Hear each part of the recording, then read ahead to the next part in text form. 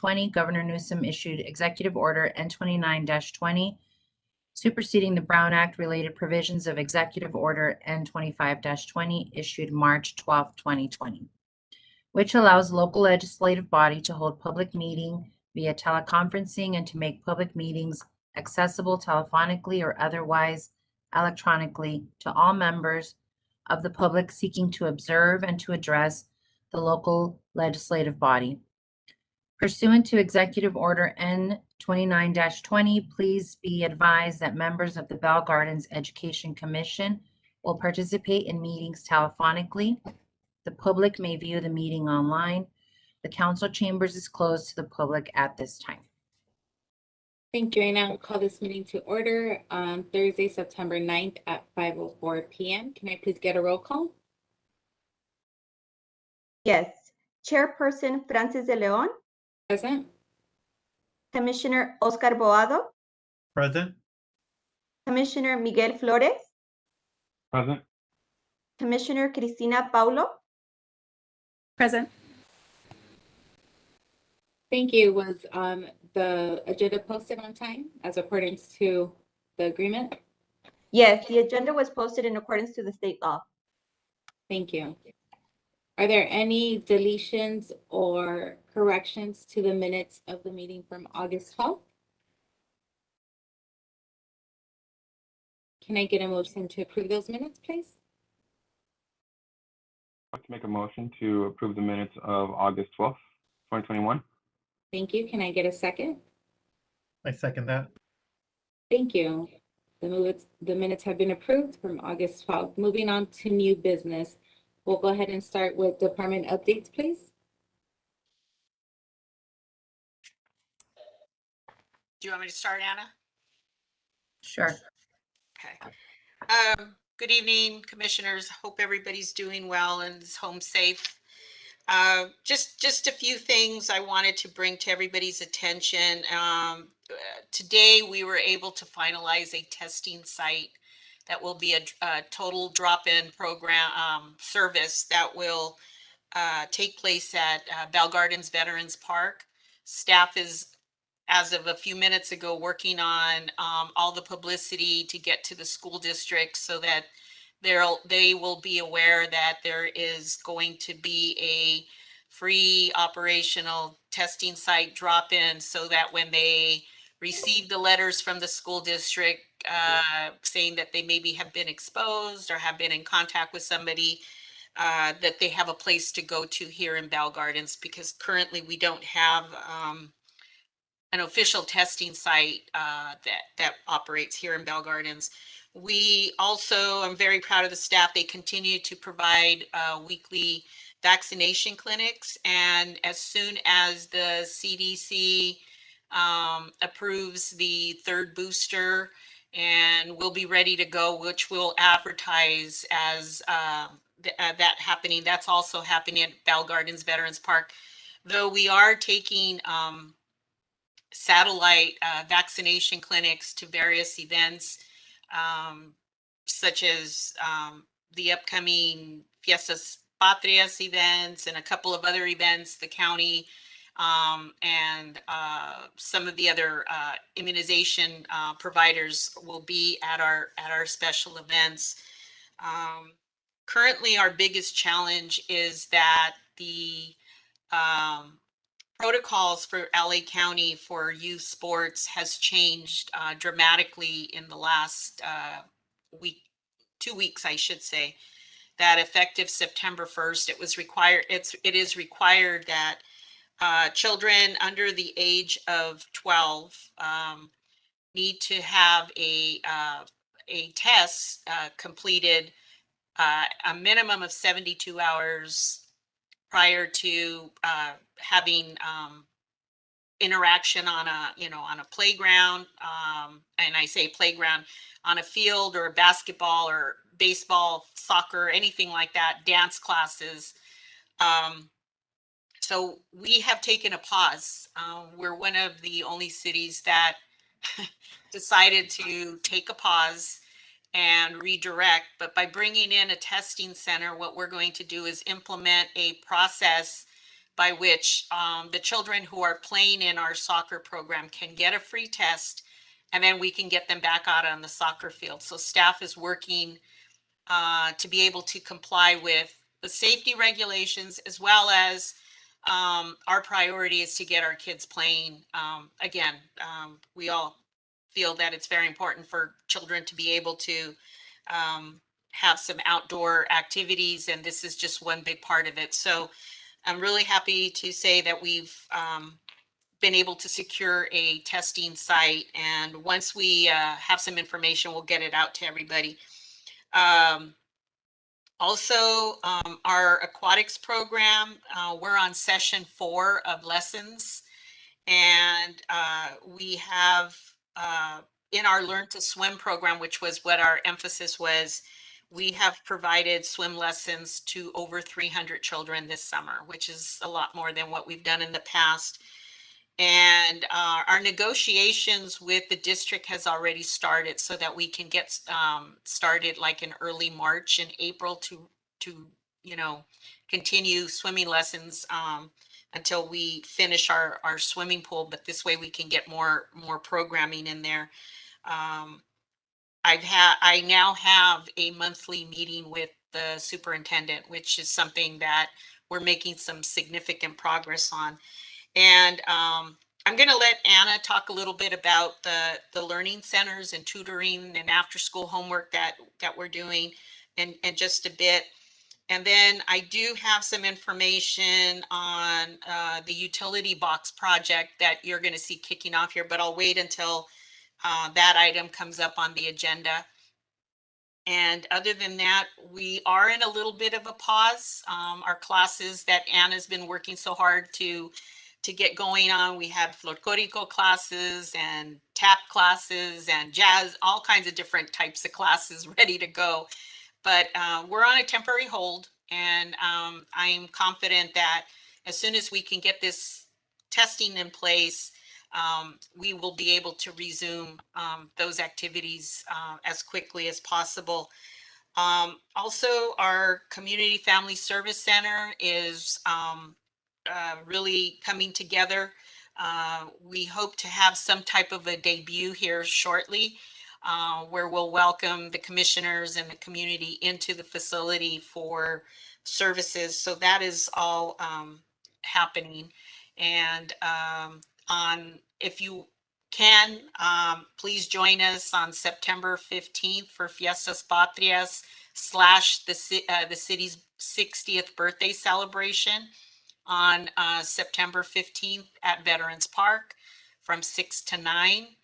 I'm going to give you just some other dates here. On October 23rd, we have our 5K run walk health fair, also at Veterans Park, which is our 5K run walk. So we encourage all of you to come out and participate in that. On October 31st, we're going to move forward with the Halloween festival. And on November 1st, we'll be hosting Dia de los Muertos. So we've got lots of things happening. Staff has been working extremely hard. And last but not least, we have a new program that is kicking off this Saturday. It's a partnership that's been developed between LA County Parks and Recreation, LA 84. We are bringing youth golf to the city of Bell Gardens and introducing the sport of golf to our children. We have an event scheduled at the golf course. It's a barbecue.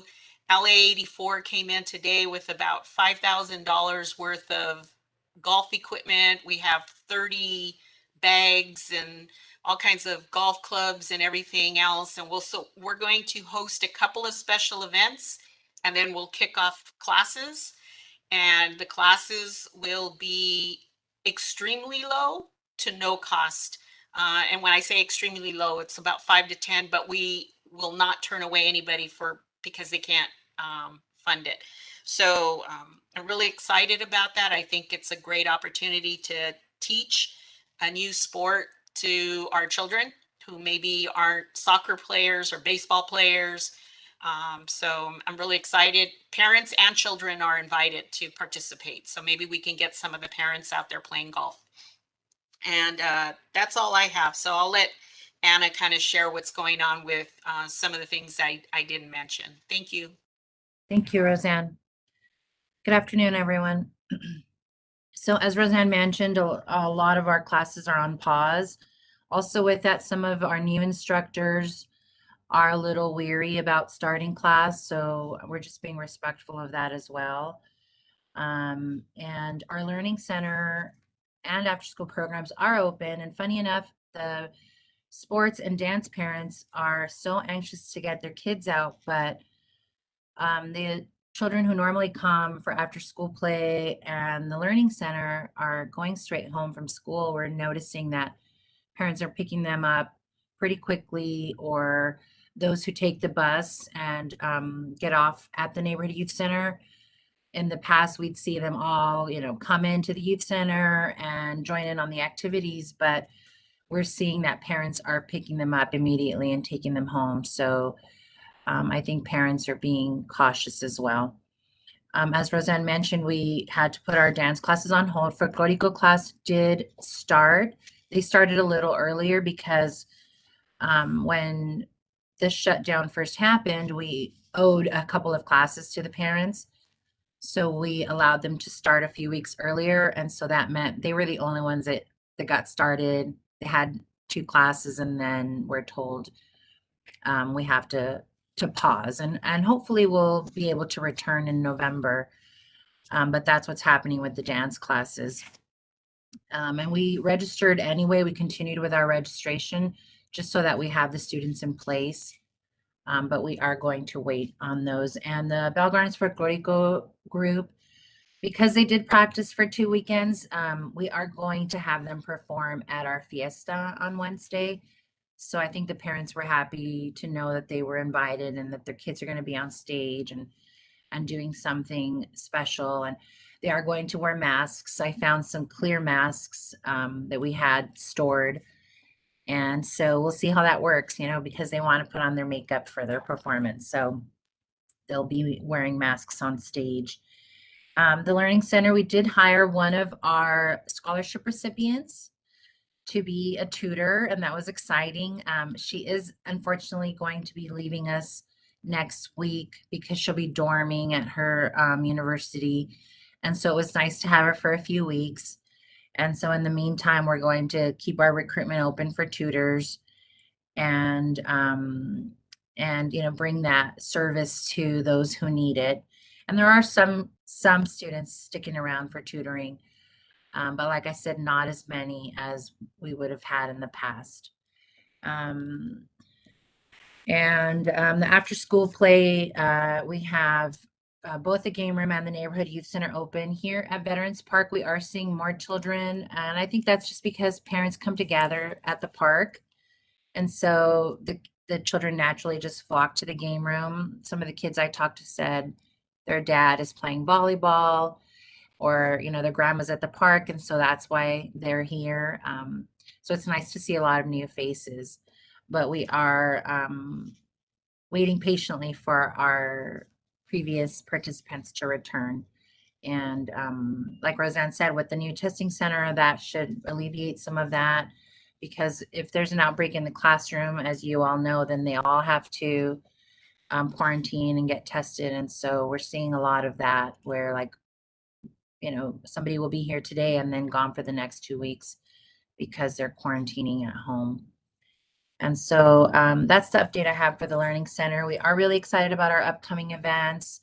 I'm working on Halloween already, and staff seems to be just eager to help. And so some of our new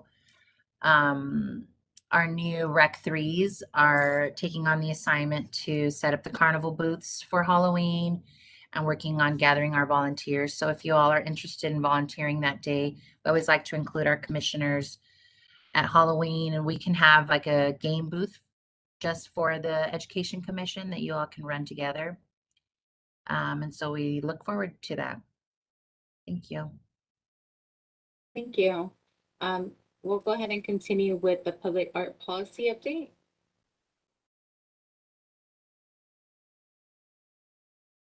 Sorry about that. I always forget to unmute and mute. So we're in the process of developing a policy, but we know that that's going to take a little bit of time, and we know that art is very subjective. So what we're going to do is we're going to start with a utility box art project. We have met with a local artist by the name of Javier Solorzano, and he is the artist that created, it's a comic book character based here in Bell Gardens called Lucha Cat. I don't know if some of you have heard of him, but he's a longtime Bell Gardens resident, Bell Gardens High School grad, and has made quite a name for himself in this genre of cartooning and illustrating, and just he's an amazing artist.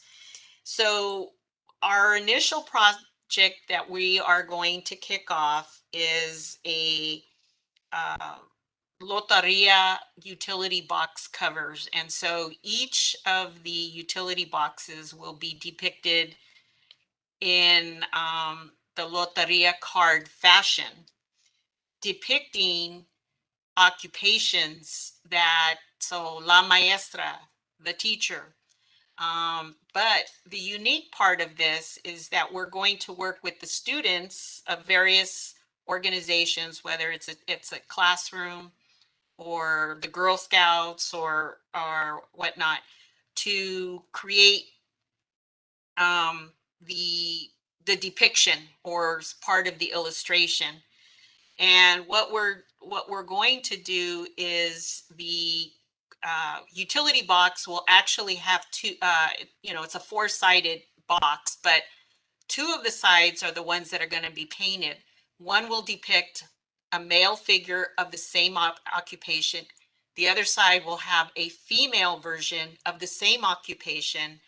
That way we are being inclusive of both genders, so that boys can aspire to be something that's maybe more, has been more female centered, or girls can aspire to something that has been more male centered.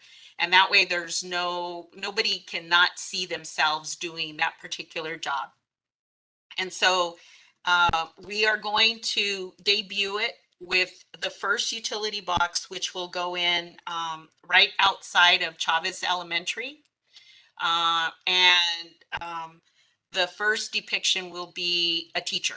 And so we will be meeting with the Girl Scouts next week with the artist, who will meet with the scout troop to design it and to come up with what that is. And then I'll be working with the superintendent to identify certain classrooms here in the city and in the school district that will also be working on the art project, where we'll go to each one. And so our hope is that by within the next 6 months, we'll have completed at least 7 boxes. And there's 38 utility boxes in the city. So it's something that'll continue to go on for probably about 18 months. But it's a start in the right direction until we can come up with the policies and procedures and all of the criteria for larger models or larger murals and larger art pieces. But this way, it's an opportunity to get our youth doing something in the arts. And then the nice part of it is on the inside of the box, which is the third side, it will have it'll indicate who created that box. So if the Girl Scouts are going to do it, it'll say like troop 5 whatever it is, and it'll have the first name and the last initial of the young lady that contributed to it. And so that way the kids can go around and see that this was their box, and we'll take photos and whatnot. So we're still working on the policy, but we want to definitely start with some type of an art project. And so that's how we're kicking that off. And so I'm kind of looking forward. We need to work out the bugs. So that's why we're starting with one. And then the plan is at that point to turn it over to staff to work and get the rest of the boxes done over the next 18 months.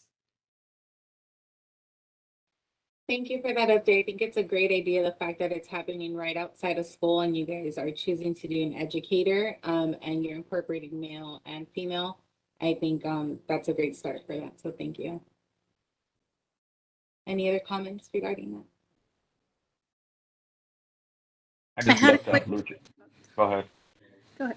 Oh, I just thought maybe once all the utility boxes are painted, I know some cities map all the points on where those utility boxes are located on a map on the city's website, so that people can go to the city's website, locate where the different boxes are, they can click on it and see the different artwork.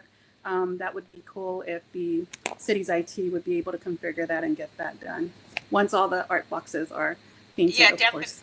Yeah, definitely. We do have a map locator of where all the utility boxes are, so that should be pretty easy. It's a matter of probably sending out a staff person to capture the two sides or the three sides that'll be painted with something, and then making it an interactive map. But that's a great idea, and I'm sure somebody who's very computer savvy can help me with that and doing that for us. I was going to say, I just looked up the Lucha Cat. It's some great designs that's going to be posted. So that's pretty cool. The second one is, we mentioned, if I remember correctly, and trust me, that's probably not possible, but we did mention the fact that maybe one of these would be rotating. That way it can kind of be an annual contest. I want to make sure that was still part of the vision of what this could be. Absolutely. I think what we're trying to do is work out the bugs of how we're going to approach it to make sure that we can incorporate that and then move forward. We tried just to pick a spot where one, it would be close to a school, but we're trying to target the high school kids so that there could be more of a contest type of thing. So, one of the things that we're experimenting with is whether the box will be hand painted or whether it'll be wrapped. And so what we're trying to do is evaluate which route we're going to go in before we expand and try to get the contest and everything else going. So we thought we'd start with one. Let's see how it goes with the types of material and everything else.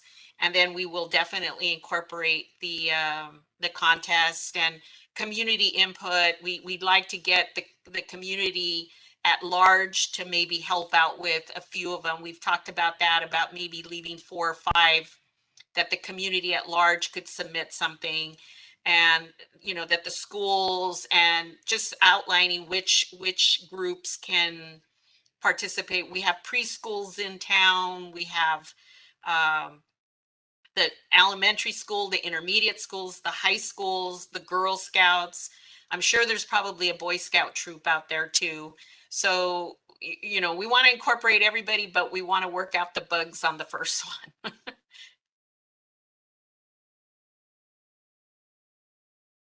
Actually, I do have a question, guys, and it goes back to the testing centers. So I was wondering, is that something the city's providing, or is LA County actually jumping on board and helping with this? So, I don't know if you recall, but in the height of COVID, I think it was in like December, January, February, around in there. It's kind of a blur. We were approached by a testing firm called Something 360. It was a private diagnostic firm that did testing, that had a contract with the federal government to assist with COVID testing. And so we were trying to leverage any testing opportunity available, and unfortunately we weren't able to leverage anything from anybody else. So they approached us and they asked us if we would allow them to place a testing pod here at Ford Park. And so they brought in like a small trailer. It was in our parking lot. It had big sign on the side that said free COVID testing, drop in, or you can make an appointment because it was on their website. We advertised it. And so, you know, at random, people can come in and get a COVID test. And it worked out well for, I think they were here close to 6 months. And then there was a drop. I don't know if you remember, we got into a drop. We didn't really need testing. They were probably testing maybe a handful of people a day or less.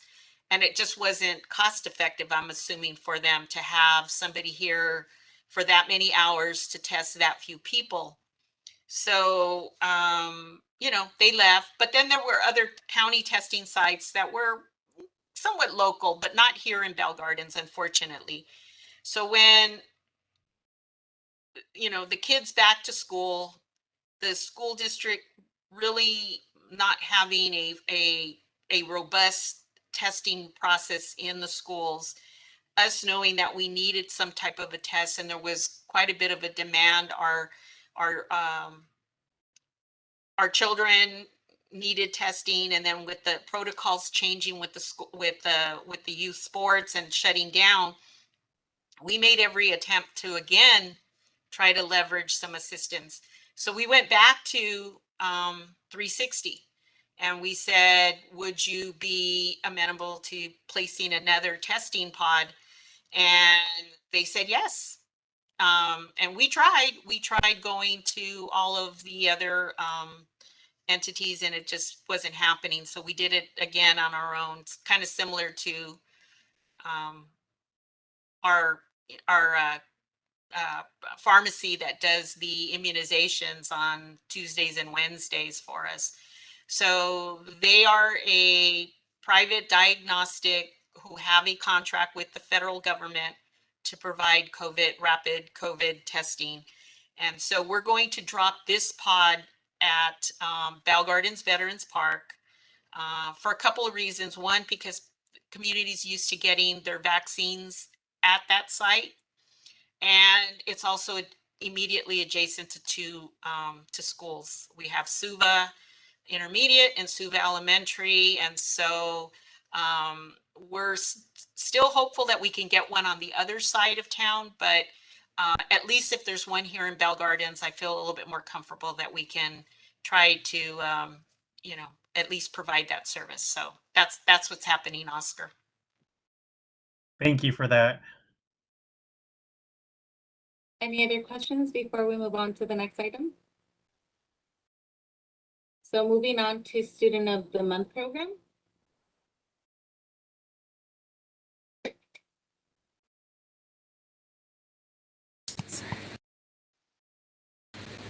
Sorry, guys, I'm having trouble with my mute button. I thought I'd propose a City Student of the Month program. I think it's important that the city continues to establish programs that recognize student excellence, academic achievement, foster culture aimed at higher education for our youth in this community, nominated by their action or teachers. So we would these flyers out to the school districts and have teachers, counselors, or administration nominate students. So I was thinking maybe 2 students a month, one K through 8th student, and then one high school level student. And then every month we can recognize those 2 students at a council meeting or something like that with a certificate or a scroll or something. And maybe at the end of the year, we can culminate it with maybe a pancake breakfast with the mayor and council members. You know, I think when kids see other kids achieving these awards, it makes them aspire to get to that place. And so I thought it'd be a good idea to have a City Student of the Month program. I don't know what everybody else's thoughts are. I think it's a good idea, especially because we are developing a partnership with Montebello Unified right now. So to be able to highlight the students within our city that attend the district, it would be a good idea to do that. So I agree that we should implement something like that. Yeah, so I was thinking we could reach out to all schools in our city limits, which all the public and or private schools that are within the city's limits would be a starting point.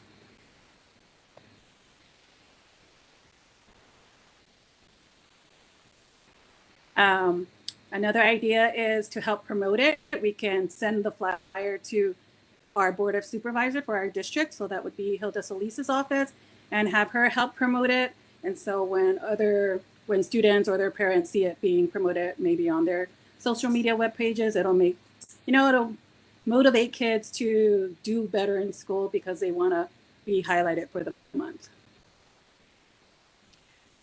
I'm just curious, the school district doesn't do a student of the month club, student of the month award or anything. I sometimes, like, I drive around and I notice parents putting their bumper stickers on and stuff, and I'm not sure what school district. Sometimes it says what school district. I haven't seen anything here in Montebello. I mean, in Bell Gardens. So I'm just curious. I know some of the neighboring school districts do. I just don't know if Montebello does. Okay. I haven't What I can run into do. a kid with number for student of the month or anything.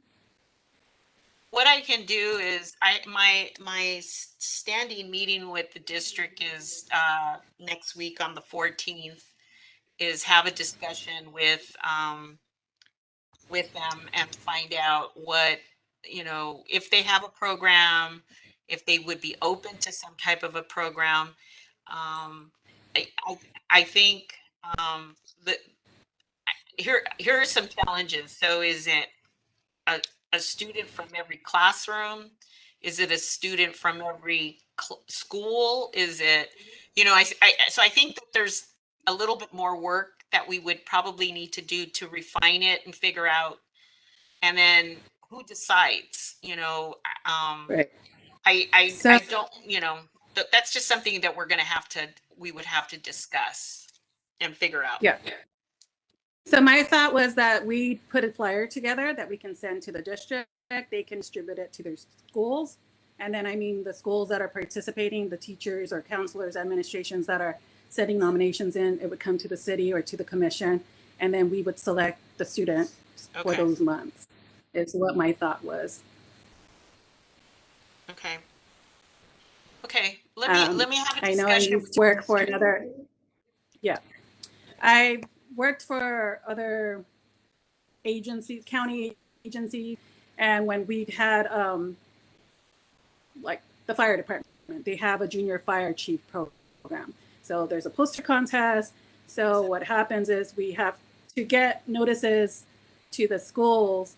We have to go through the county office of education. Mm-hmm. So we get it vetted to them, and then if they approve it, we print them out, get it sent to them, and then they have it distributed to the schools. Right.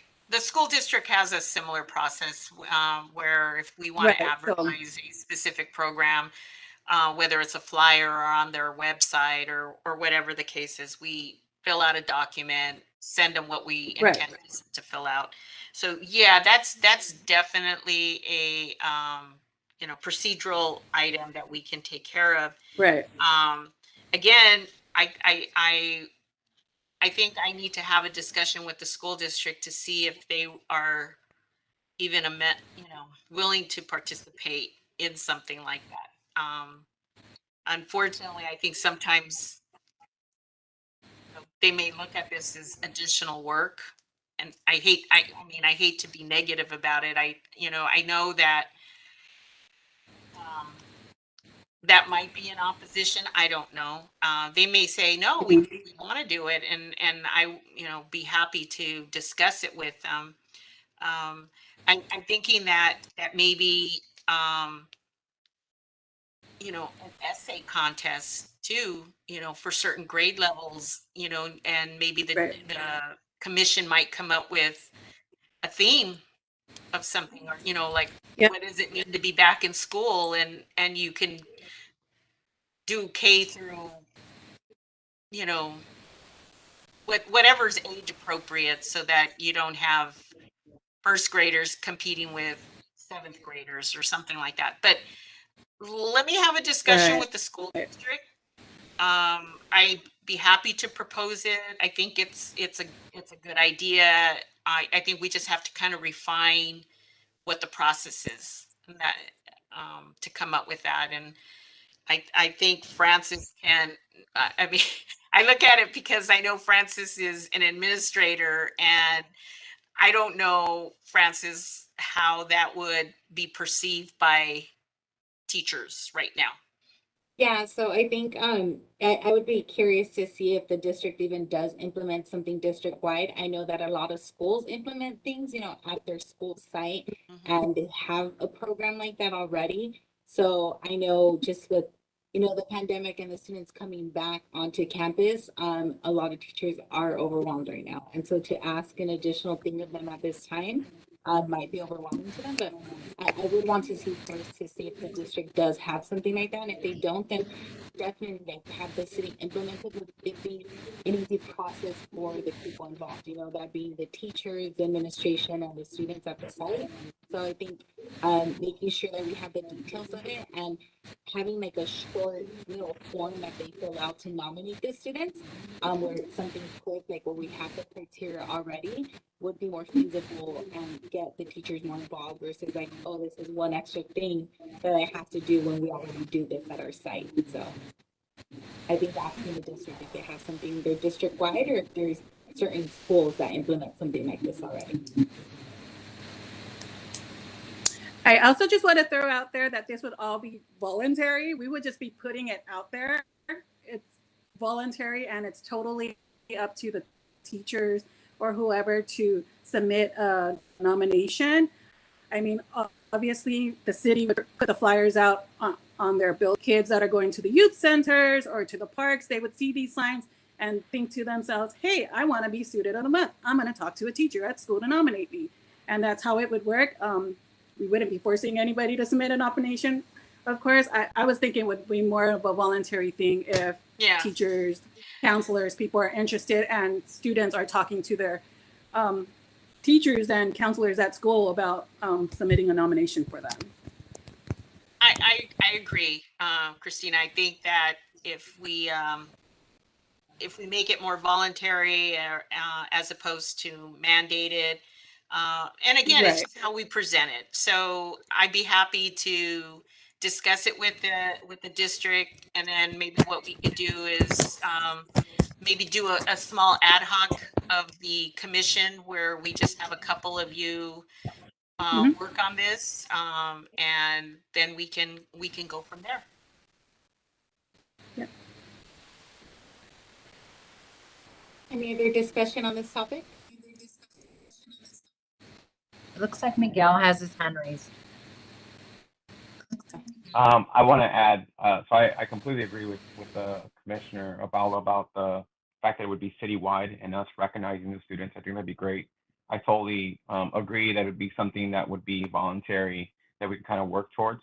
And yeah, the procedure, a form that would be almost digital to kind of support would be something really easy and voluntary.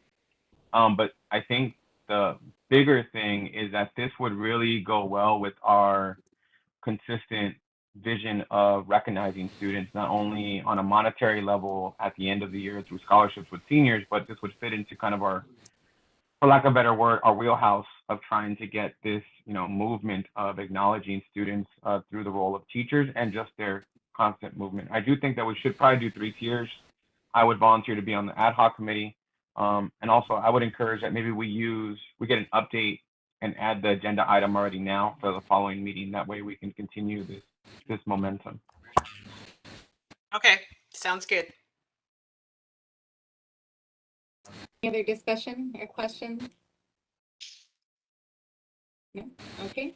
Oscar has his hand raised. I'm not sure if that's from before. Okay. Okay, we're good. Okay, we'll move on to the next item, which is the volunteer service program.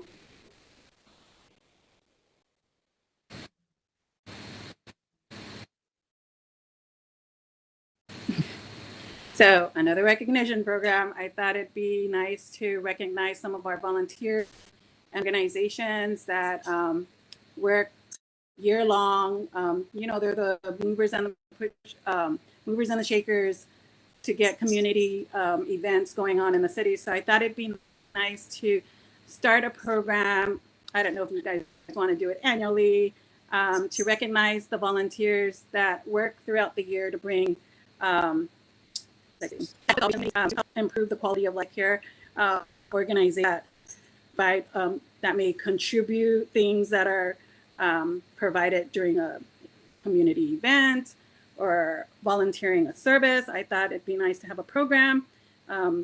Individuals or organizations can be nominated, can submit nominations, and the commission or an ad hoc committee or whoever, city staff can select the volunteers, and they would be recognized like at the end of the year or sometime during the year, maybe at like a city event or something.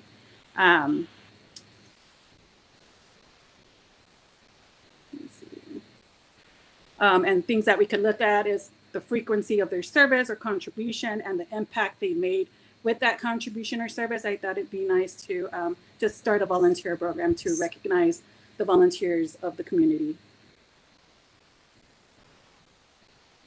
I agree.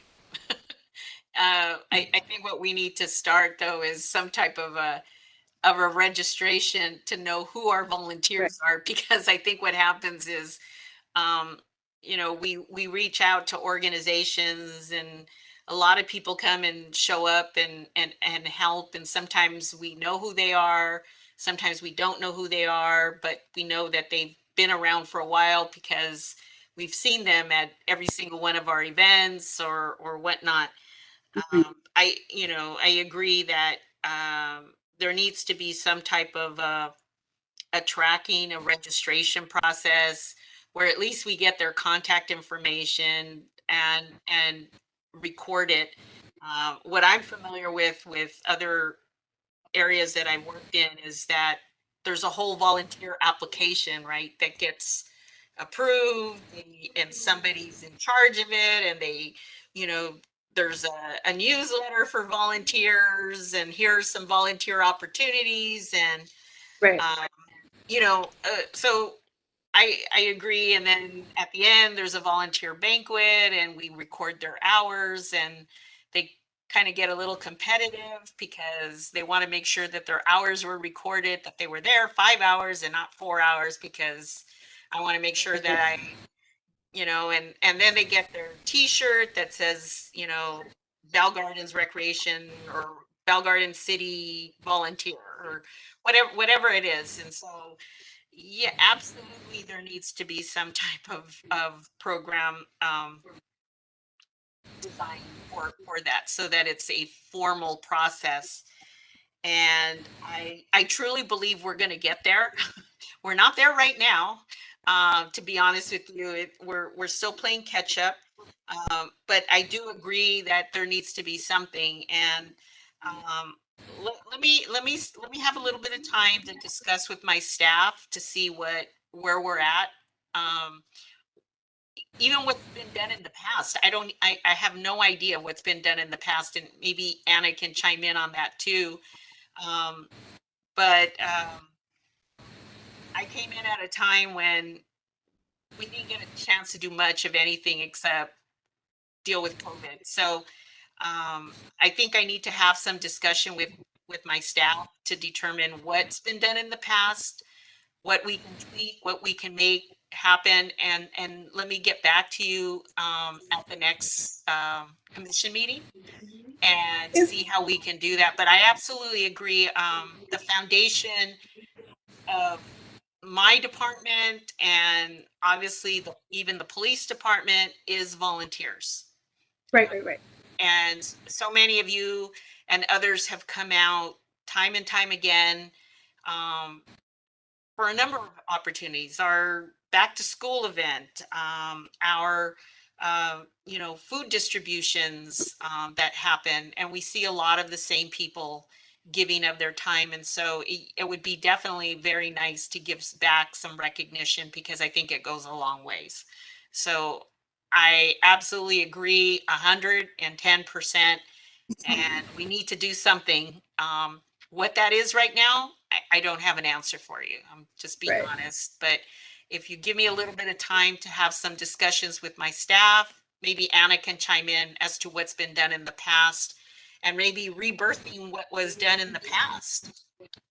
So in the past, we did honor a volunteer a year, and that was really done through the senior center. There's an annual senior citizen of the month of the year. And so we would take that opportunity to highlight a volunteer, not only someone who volunteers at the senior center, but somebody who volunteers for the city and for the community in general. And that's how I did it when I was at the senior center. And that's what we've tried to do in the last 5-6 years that I've been supervisor, is to highlight a community member at large. But it was always a senior. That's who volunteers the most. But we do have a volunteer application, and mostly it would be students who are doing their service hours for school who'd want to volunteer. But we never had consistent group except for the seniors in the community. And a lot of those volunteers come through the neighborhood watch.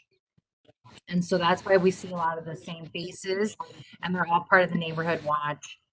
And if we need volunteers, that's the first call we make, is to the neighborhood watch, and they all come out for all of the events. And so that's a pretty strong group. It would be nice to recognize the volunteers as a whole, instead of just one a year.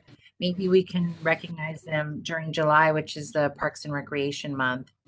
And we can make that Right. part of our celebration, is to thank the volunteers. But we can use that volunteer application to start tracking some of the people who've been coming out, like Roseanne said, to the food drives, because we've seen a huge group continue to be there every time we call. And Right. along with you guys, because that's how I met. Well, that's how we, got to spend some time, was at the holiday food drive. And without those volunteers, we wouldn't be able to get as much done. So I think it's a fabulous idea.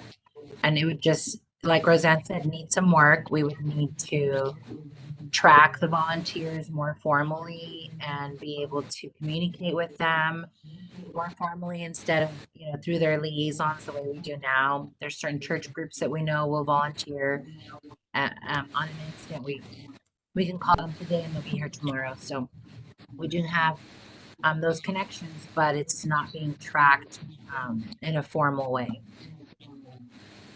Yeah. Also, if I can add, Christina, this summer staff did an amazing job. We incorporated the teen volunteer program. So we had volunteers, which I considered like CITs or counselors in training, and most of them were students that weren't exactly able to become employed, but we used it as a training session. So hopefully in a couple of years, when they're old enough to work for us, that they've had some experience. That volunteer program is being transitioned into a youth ambassador program, which we again will utilize them as volunteers within our programming. So we're already doing some things. I think what we need to do is kind of coordinate it a little bit better. And it's just going to take us a little bit of time. I mean, we're doing teens over here, we're doing seniors over there, we do adults and anybody who shows up over here. And so I think what we need to do is kind of mesh it all together and track it. And so I appreciate the suggestion. I think it's an excellent suggestion, and I think we're doing parts of it, but we're not coordinating it well yet. So I asked for a little bit of patience. So let me see what I can do, and we'll get back to you at the next meeting. Absolutely. I think, go You ahead, Anna. No, I I was just just wanted going to to say, add I to think that. it's just important to initiate the conversation to get the wheel going. But obviously, I understand it's going to take some time to get it going and getting it, getting it together. But I just wanted to initiate the conversation. And it's a good conversation, and obviously much needed. The volunteers did volunteer at the block parties, and they helped run the games, and they were so happy and proud to do so. So I think it's a program that's going to grow, and like you said, they're going to see that, their friends are going to see that they're getting to do these exciting things, and so they're going to want to do it Right. too, and be a part of their community Right. in a different way. Yes. So I just wanted to add to that as well, like down the line, because it takes a lot of time, right? It's possibly creating a database as well for different business resource groups, like part of one at Kaiser Permanente, or a lot of big other corporations where they actually want to give back and go to cities and help, right? So just getting a list where we have a database, reaching out to all these business resource group, employee resource groups, or student organizations at universities. That's something they do all the time, different communities, and provide volunteer services.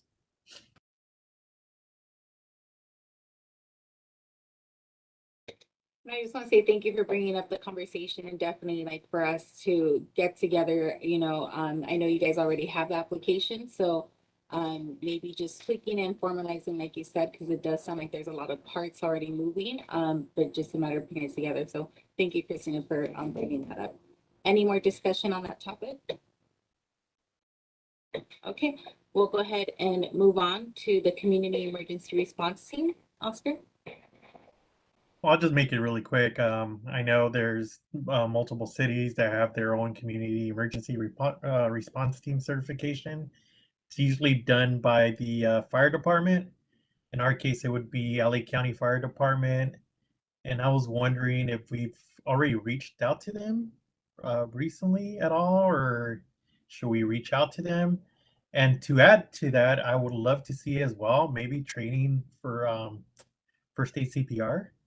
And the reason for that, I like in my block, I've noticed we have older residents, and my dad has health issues as well. So that's one thing that always comes to mind for myself.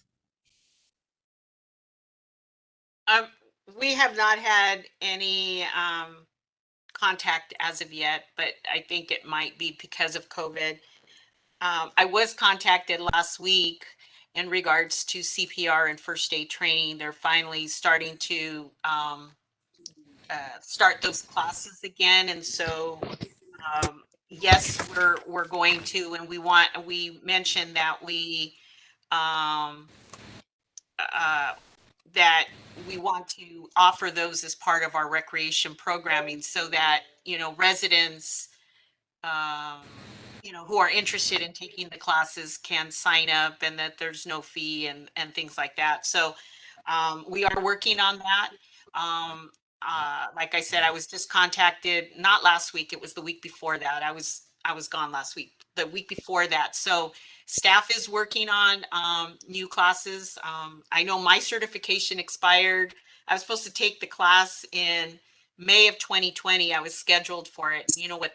Got canceled for some reason or another. So uh, so my has expired, and so I need to recertify, and so we're trying to get everybody back up to speed on all of that. So we'll keep you posted on the recertification. What I'll do is I'll reach out to the chief to see if he has any information on the CERT program. Yeah, I was going to say that in the fall of 2019, I was working on that, on the certs. But the chief said he was planning something come winter of 2020. So I don't know, that probably got on, was paused because of COVID, but we were in communications with the county because they were doing classes for the local cities, for other cities, and we were planning our own at the time. So, connecting with the chief would be the first step, because they did have something planned. At least that's what was told to me, so that we wouldn't double up. I was told that they would take care of it. There was a lot of interest, and there was a lot of interest online too. A couple people messaged me that I guess they just knew I worked for the city, and I received a couple of messages on Facebook about it. So I know that there's a big interest. Yeah, for me, basically, what brought my attention as well, I was talking to colleagues up in the Bay Area, right, with the fires, and some of them are actually certified. So that's one thing that sparked my interest as well. And then now, I mean, you hear about fires and earthquakes, and it would be nice to have our residents ready to go. Yeah, I agree. We we need to be ready for everything. The plague is next, so yeah. Right. Any other questions or discussions on this item? I have a comment. Sorry. Okay, so I just wanted to make a comment. First, Oscar mentioned first aid CPR, and Roseanne, you mentioned that a health fair coming up at the Little Run, right? So, That's correct. do you guys plan to have any interactive booths or anything like that? Yes, staff is working on that right now. There's also Okay. going to be a senior health fair. That's the other thing that I forgot to mention, that we will have a re-grand opening of our senior center, bringing back seniors the first week of October. So we're gearing up for that. We're going to be hosting a health fair for the seniors. On top of the boosters, we'll also be doing the flu vaccinations and having those. But the interactive part of the health fair will be some diagnostic testing. Like I think staff has somebody coming in and doing like glucose testing, blood pressure testing, Okay. some information on glasses and dental and a bunch of other health type of information, counseling, mental awareness type of situation. So yes, all of those will be occurring. I just had one suggestion. The fire department does do a lot of education for communities. They do teach hands-only CPR, which takes only like 2 minutes to learn. Studies have shown that hands-only CPRs can save a life. And at the minimum, if somebody can't perform full-on CPR, if they just do the chest compressions, that could save somebody's life. I would suggest maybe reaching out to the fire department to see if they can work that into their drill schedule to be at that health fair, to have a booth. They usually will just set up a booth and people can just come by and learn hands-on CPR. It takes like 2 minutes. Okay, I'll put that down and share that with staff and have them make the contact. Thank you. And then to add to Oscar's, I do find that cert is important. I am cert certified. I've taken a class. It's important that we empower our residents to be self-reliant. They need to understand when a disaster strikes, it's maybe a long time before help comes. So they need to take care of themselves, the people in their homes, and know how to do that and know how to put a disaster kit together. So at the minimum, if we can't get a cert class anytime soon, September is observed as National Disaster Preparedness Month. So I thought maybe the city can, if we have time to, we can organize a build a kit educational workshop and see if we can get the fire department to do that build a kit workshop. They can talk to the community about what they need in their kits, what is important, and the types of things that they need to put together. People always think disaster preparedness kit, it's so expensive. The smallest little simple things, everyday things in your kit can help save your life. So at the minimum, if we can't get a cert class anytime soon, I'd like to see a build a kit workshop this month, disaster preparedness month. And just to add to that, Christina, being that the fire department can put together something that they can put on social media, if people can attend that workshop of how to build that kit, put it on social media so that they have a list They and the do. residents are aware. Every year they post something around this time of year, like start putting your kit together. Anna, I do have a contact at the fire department for CERT, the captain who's over that CERT program. So if you need it, we can get you that email and you can reach out to them. I do have a former colleague who indicated that CERT classes did start back up. Oh, that's great. So yeah, I know Cudahy had a few classes scheduled just recently. So, you know, we might be able to get some classes scheduled. I just checked with her about a week ago. She said classes are still on, nothing's changed yet. But as we all know, with COVID, things can change tomorrow in the next minute. So, but as of now, classes are still going. They do have classes scheduled at the moment. So I do have an email for you if you'd like to reach out to somebody at the fire department. Great. I think that's how it was brought up because a neighboring city was having the certification. And so some of the residents, you know, were asking, Right. why not us? Yeah. Yes. The county's fire department does receive grants for from FEMA to put CERT classes together, but it's as supplies last and as the money is there to put those classes on. It is almost fire season, so they tend not to schedule classes around fire season because staffing is so low because people are being deployed to other out of county possibly for fires. As we know, there's fires throughout the state. So it may, you know, I don't know if they are able to schedule, but, you know, we might just want to check with them to see what the availability is for a CERT class. Another thing to note, they can do them in Spanish. So if you'd like to coordinate a Spanish class, they do have instructors that are Spanish trained. Right. That's what we were looking at. One English, one Spanish. Mm-hmm. So just putting it out there. Thank you, Christina.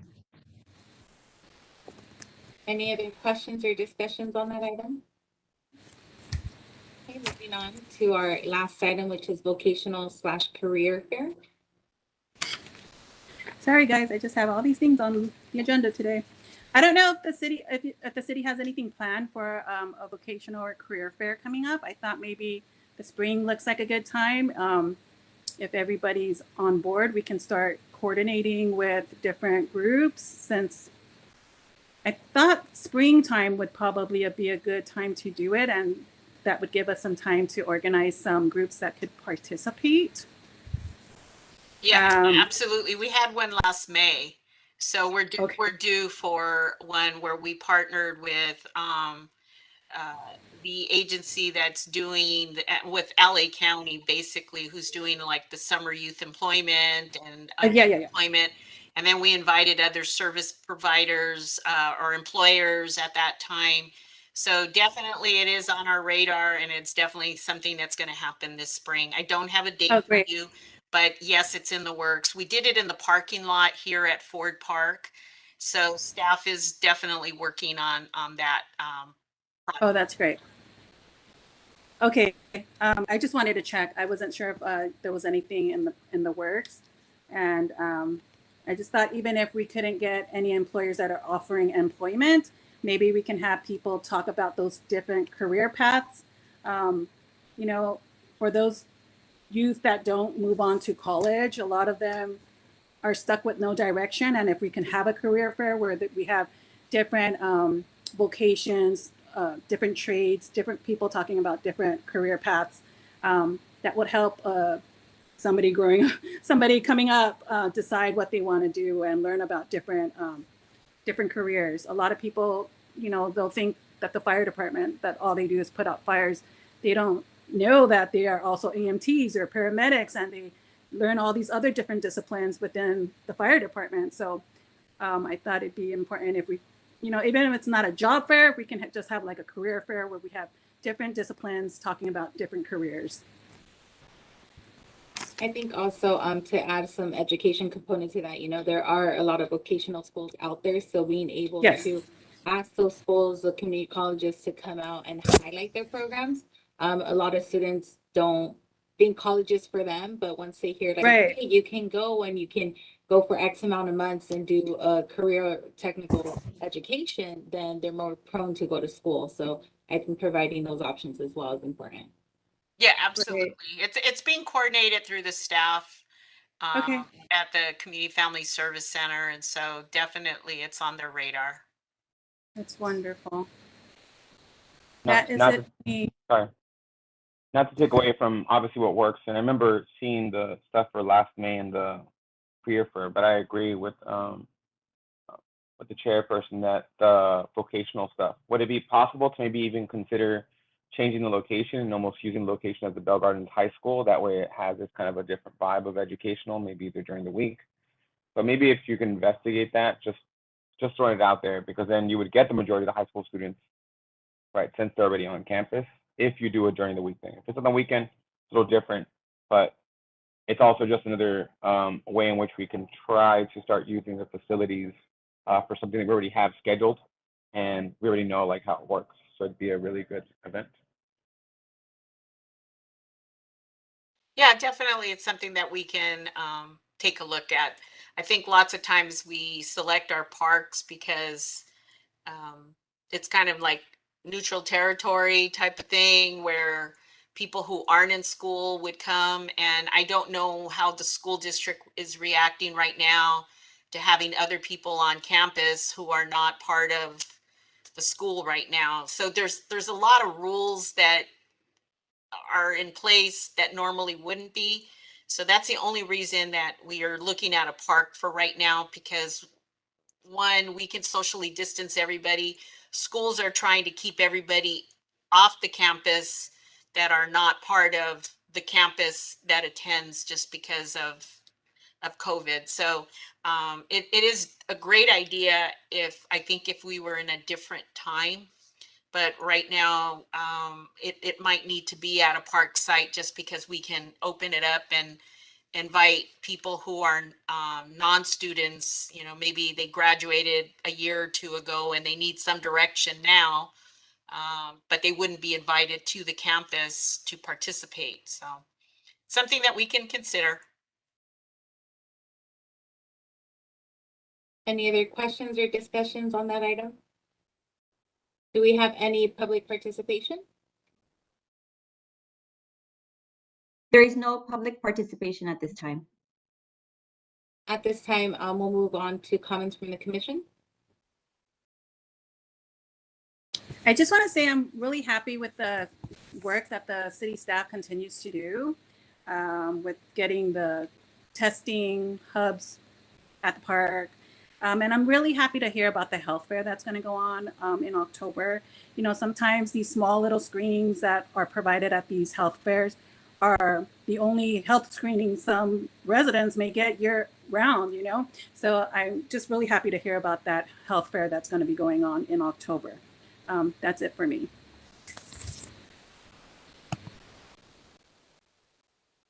Yeah, for me, once again, thank you, Roseanne, Anna, and all the staff at Parks and Recs. I mean, you guys do amazing work, and most importantly, you're resilient. I mean, with COVID, we're all going through changes. We're open one day, we're closed another day, constantly changing, but you still have your staff just working at 100%. That's amazing. So thank you once again. I'd like to echo that the perseverance of the fact that we were all going and now we're kind of at a pause. I'm sure is a little bit disheartening, but luckily with the testing center and with the movement, we're going to see obviously the fruits of the labor.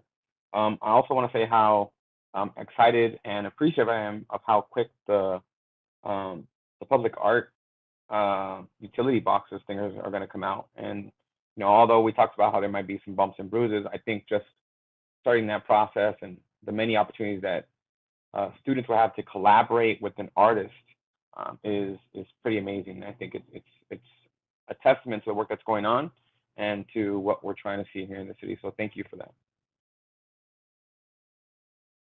I just want to thank the commission as well as the rec department. I think that a lot of great things are happening in our city. I don't think that our residents are fully aware sometimes. So I think just continue to advocate for our community and promoting it through social media, word of mouth, everything that we can so that we get our community residents involved in the things that are going on. And so just to talk about the context that happened, seeing the growth of it, initially going from Bell Gardens Park to Ford Park, and seeing the residents actually gathering and the crowds getting larger, even though with COVID and everything, keeping social distancing, it was wonderful to see. So thank you so much for all the work that you guys are doing, and let's all just continue to advocate what's happening within our city.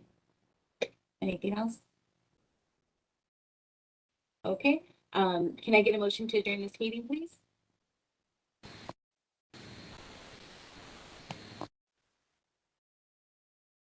Nobody wants to leave. I know, I'm like, okay, we can stay, guys. I Make a move to motion adjourn to the adjourn the meeting. meeting. Okay. I'll second Commissioner's motion. Okay, so I heard a motion and a second. Thank you guys very much. We're adjourning this meeting at 6:13. Have a wonderful rest of the day and weekend. Thank you very much, guys. Thank you. Bye, Have a good one. everybody. Bye, everybody. Thank you.